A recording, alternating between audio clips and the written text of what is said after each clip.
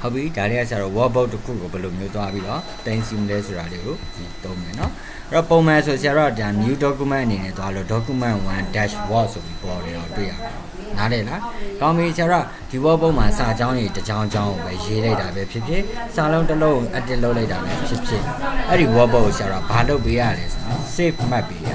နားလည်လား save မှတ်ပေးရမယ်ဘယ်လိုနေရာမှာသွားပြီး save မှတ်ရမလဲဆိုတော့ရွေးချယ်ရမယ်ပြီးရင်ကို save မှတ်ချင်တဲ့နေရာကိုရွေးချယ်ပေးရမယ်ဒီလိုပါလားအဲ့တော့ဦးဆုံးသွားမယ်ဆိုရင်ဘယ်လိုသွားမလဲဆိုရင် file save ဆိုပြီးသွားမယ်ဟုတ်ပြီနော် file save ဆိုပြီးနှိပ်လိုက်တယ်ဒါပေမဲ့ automatic save as ဆိုပြီးရောက်သွားတယ်ပထမဦးဆုံးအကျင့်စပြီးတော့ saving လုပ်ရင်အဲ့ဒီလိုပဲ save as ဆိုပြီးပေါ့နားလည်လား save as ဆိုဘာလဲဆိုအဲ့ဒီ file ကိုတခြား file တိတ်တစ်ခုခုဖြစ်တော့၎င်းတင်စီမယ်လို့ဆိုနားလည်နော်တဘောပါလားဟုတ်ပြီဆရာတို့ဘယ်နေရာမှာတိမ့်မှလဲဆိုဒီ this PC မှာတိမ့်မလို့လေရ browse ကနေပြီးတော့ကိုတိမ့်ချင်တဲ့နေရာလေးကိုရွေးချယ်လို့လေရတယ်အဲ့တော့ဆရာတို့ this PC ကိုရွေးလိုက်တဲ့ document နဲ့ desktop ပဲပေါ့နားလည်လား browse ကိုရွေးလိုက်တော့ pop up view တစ်ခုပေါ့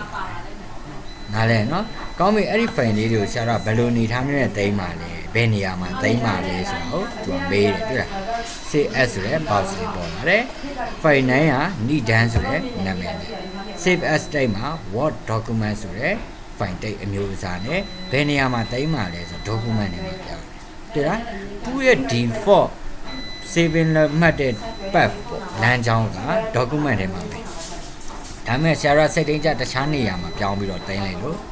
ရတယ်ဟုတ်ပြီဆရာအဲ့တော့ data D ကိုရွေးလိုက်မယ်နော် data D ကို selection ပေးလိုက်တယ် this PC data D ဆိုပြီးပြောင်းသွားတယ်နားလည်နော်အဲ့ဒီထဲမှာဆရာတို့စမ်းသက်လေ့ကျင့်ခြင်းဆိုတဲ့နာမည်လေးနဲ့တင်မယ်ဟုတ်လားတင်မဲ့ file မျိုးစားတွေကပါလဲဆိုတော့ word document ဆိုတဲ့ file မျိုးစားနားလဲနော်ဘယ်မှာတင်မှာလဲ data D ထဲမှာတင်မယ်ပြီးရင်ဆရာတို့ save ဆိုပြီးနေလိုက်ဒါဆိုရင်ဆရာတို့ဘယ်နေရာမှာဘာဖြစ်သွားရလဲဆိုဒီစမ်းသက်လေ့ကျင့်ခြင်းဆိုတဲ့ file လေးပြောင်းသွားတာကိုတွေ့ရ document 1ကနေဒီလိုလေးပြောင်းသွားမယ်ပေါ့နော်ပြီးရင် save to this PC DPC မှာပဲဆရာတို့တင်ထားတယ်အဲ့တော့ဆရာတို့ရဲ့ဒီ Microsoft Office Word program ဒီ PC မှာမဟုတ် online ပေါ်မှာသွားပြီးတင်မယ်ဆိုရင်ရတယ်ကိုယ့်စီမှာတကယ်လို့ Microsoft account ရှိရဆိုရင် OneDrive ထဲမှာသွားပြီးတင်စီလို့ရတယ်ဒါပေမဲ့ဆရာတို့အဲ့ဒီကောင်မထည့်တာကို offline မှာပဲသုံးပါမို့ save to this PC ဆိုပြီးပေါ်နေလိုက်မယ်နားလဲနော်ကောင်းပြီပြင်ဆရာဒီ workbook လေးကိုဆရာပိတ်လိုက်မယ်အဲ့တော့ဆရာတို့အဲ့ဒီ workbook လေးဘယ်နေရာမှာတင်စီလိုက်တာလဲဆိုရင် this PC တွေက data D ဟုတ်လားဘာနာမည်လေးနဲ့လဲဆိုတော့စမ်းသက်လေ့ကျင့်ခြင်းဆိုတဲ့နာမည်လေးနားလဲလားကဲဒီ workbook လေးကိုဆရာတို့ပြန်ဖွင့်ကြည့်ကြည့်မယ် double click ဟုတ်ပြီနော်သဘောပေါက်လားမသိဘူးကောင်းပြီအဲ့ထက်မှဆရာနောက်ထပ်ရေးကြရှိတာဆက်ပြီးရေးမယ်ဟုတ်လားနေ့တစ်ကိုကျေးဇူးတရားနဲ့ဖြစ်တယ်ပုံမျိုးကြည့်ရမယ်အစားဟုတ်လားနေ့တစ်ကို sorry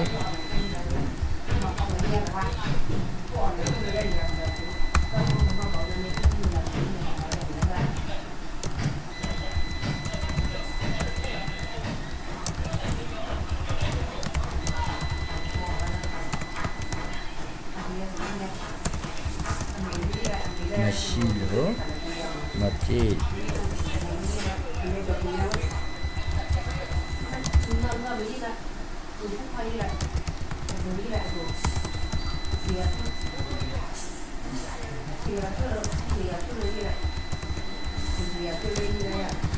ကောင်းပြီနော်ဒါဆရာခုန work on လုပ်ထားတဲ့ progress ပေါ့နော်ဆရာနောက်ထပ်စာကြောင်းတစ်ကြောင်းထပ်ပြီးတော့ edit လုပ်လိုက်အဲ့လို edit လုပ်ပြီးတော့ဆရာတော့ဘာပြန်တော့ရလဲဆိုခုဆရာတို့စာရေးကြရှိတာရေးပြီးသွားပြီဒီ file လေးဆရာတော့ပြန်ပြီးတော့တင်ရနားလဲလား edit တစ်ခုခုလုပ်လိုက်တာပဲဖြစ်ဖြစ်ဖြတ်လိုက်တာပဲဖြစ်ဖြစ်အကြောင်းရည်တစ်ခုထိုက်ပြီးတော့ရေးချယ်လိုက်တာပဲဖြစ်ဖြစ်စလုံးလေးဒီဇိုင်းပြောင်းလိုက်တာပဲဖြစ်ဖြစ်ပြောင်းလဲမှုတစ်ခုလုပ်ပြီးသွားပြီဆိုရင်ဆရာတော့ဘာလုပ်ပေးရလဲဆိုတော့အဲ့ဒီ workbook ကိုတင်စီနေရတယ်နားလဲနော်အဲ့တော့ workbook လေးကိုဆရာတို့ဘယ်လိုပြန်တင်မလဲဆို file save ဆိုတဲ့နေရာမှာပဲ direct သွားလိုက်သွားလားသူကြတော့ပထမဦးဆုံးတစ်ချိန်စပြီး saving လုပ်တာမဟုတ်တဲ့အတွက် save ဆိုတာနဲ့တခါလေပြီးသွားတယ်ပထမဦးဆုံးချိန် workbook ကို creation စလုပ်ပြီးဆိုတာနဲ့ save သွားလိုက်ရင် save as အနေနဲ့သွားတယ်ဆိုပေမဲ့ edit တစ်ခုခုလုပ်ပြီးသွားတဲ့အချိန်မှာတော့ဘယ်ကိုပြန်ရောက်သွားလဲဆိုတော့ဒါလည်း save ကိုပဲရောက်သွားတယ်အဲ့တော့ save ကိုဆရာကတခြားသော shortcut key တွေနဲ့လည်း saving လုပ်လို့ရတယ် control s တွဲနေပြီးတော့လေ save လုပ်လို့နားလေလားအဲ့တော့ဒီကောင်လေးကိုဆရာနောက်ထပ်တစ်ခုအကြောင်းတစ်ခုထပ်ပြီးတော့ရေးလိုက်မယ်နော်မင်္ဂလာပါလို့ရေးလိုက်မယ်ဟုတ်နော်နောက်ထပ်တစ်ခုဆရာထပ်ဖြည့်လိုက်တာဖြည့်ပြီးတော့ဆရာဒီကနေလည်း saving လုပ်လို့ရတယ်ဟုတ်ပြီနော်ဒီ save မှာရေးထားတာလေး shortcut ကလေးဖတ်မယ်ဆိုရင် control ရဲ့ s လေးပေါ်လာ save နားလဲလားသူကဘယ်ထဲမှာပဲထပ်ပြီး save သွားမှာလဲဆိုဆရာတို့ပထမအဆုံး save ခဲ့တဲ့ data ဒီထဲကစမ်းသပ်လေ့ကျင့်ခြင်း file ပဲအစ်စ်ထပ်ပြီးတော့ saving မှတ်ပေးရမှာဖြစ်နားလဲလားအဲ့ဒါဘယ်ဥစ္စာကိုပဲဖြစ်ဖြစ် excel ပဲဖြစ်ဖြစ် word ပဲဖြစ်ဖြစ် powerpoint ပဲဖြစ်ဖြစ်Wordboard တစ်ခုစပြီးတော့ creation စလုပ်ပြီဆိုတာလေဆရာတို့ဘာလုပ်ရလဲဆို Wordboard ကိုဥဆုံး save မှတ်နားလဲနော် save မှတ်ပြီးပြီဆိုမှဆရာတို့အဲ့ဒီ program တစ်ခုလုံးပိတ်ချလိုက်လို့ရတယ် save မမှတ်ပဲနဲ့ဒါလေးတစ်ခါလေးပိတ်ချလိုက်တယ်ဆိုတော့ဘာဖြစ်သွားမလဲဆိုရင် save မှတ်မှာလားမမှတ်ဘူးလားလို့သူကမေးလိုက်တယ်ဟုတ်ပြီနော်ကောင်းပြီခုနဆရာတို့ Wordboard တစ်ခုလောက်ထားပြီးသားအခုနောက်ထပ် Wordboard တစ်ခုထပ်ပြီးတော့ creation ဆက်လုပ်ဟုတ်ပြီနော်အဲ့တော့ Word program ဆရာထပ်ဖွင့်တယ်နားလဲလားWord program ဆက်ဖွင့်တဲ့အချိန်မှာဆရာဒီအရင်တော့ဒီမှာစမ်းသက်လေ့ကျင့်ခြင်းဆိုပြီးတော့ date modify မှာ2 minutes ago ဆိုပြီးပြရတယ်တွေ့လားအဲ့ဒါလည်း recent place ပေါ့နော်ဆရာတို့အရင်တော့ဘယ် file တွေကိုဒီ program နဲ့ဖွင့်ကြည့်ခဲ့တယ်ဆိုတော့ဒီညမှာအကုန်ပေါ်နေနားလဲလားဆရာတို့လိုတာအဲ့ဒီကောင်တွေမဟုတ်ဘူး blank document ကိုပဲဆရာတို့လိုတယ်ကောင်းပြီ document နဲ့ရောက်သွားပြီဆရာတို့ရေးချင်တဲ့အကြောင်းအရာတွေတစ်ခုရေးမယ်ဟာလဲငါတာငါကန်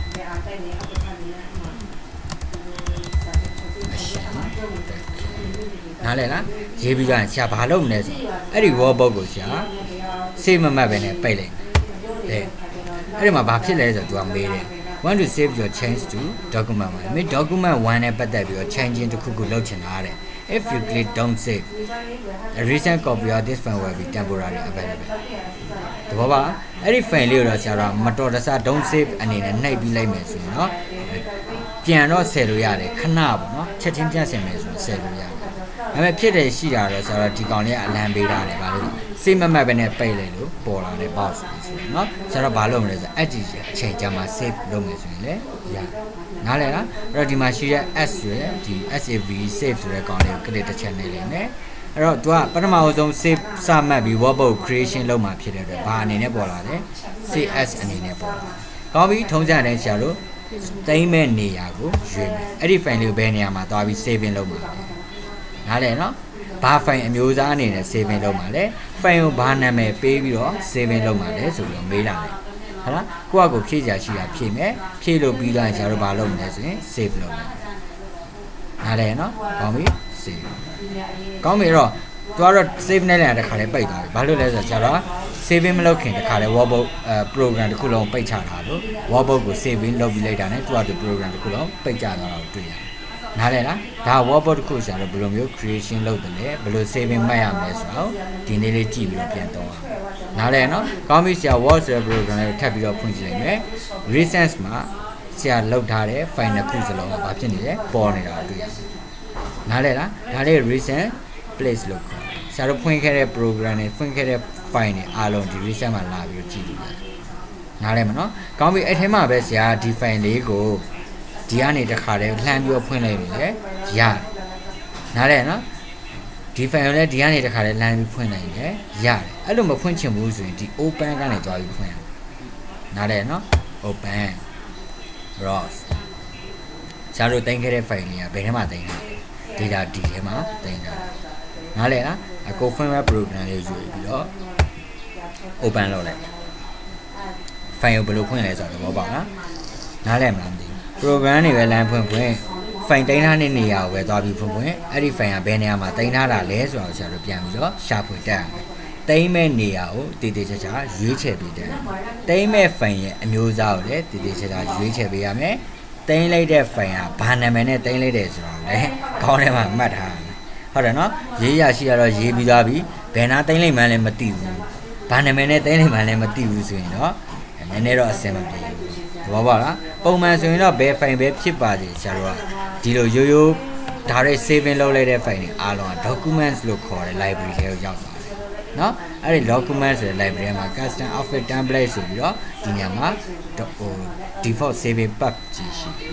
တဘောပါလားဘယ်နေရာမှာမရွေးဘူးဆရာတို့ဒီတိုင်းတောက်ဆိုကောက်ပြီးတော့ saving လုပ်လိုက်ရင် document ထဲမှာပဲသူက saving တော့ဖြစ်သွားမယ်ဒါမှမဟုတ်ကိုစိတ်တိုင်းကြတဲ့နေရာမှာရွေးချယ်ပြီးတော့တင်စီချင်နေဆိုရင်တော့ CS ကနေသွားပြီးတော့တင်စီရမယ်နားတယ်လားတဘောပါလားအဲ့တော့ workbook တစ်ခုဆရာတို့သွားပြီးတော့လုပ်တဲ့အချိန်မှာဒီ workbook တွေကိုဘယ်လိုမျိုးသုံးစီလို့ရတယ်လဲဆိုတော့နားလေလားသဘောပေါက်မယ်နော်ရမယ်ရှင်ပြေလားရှင်ပြေနော်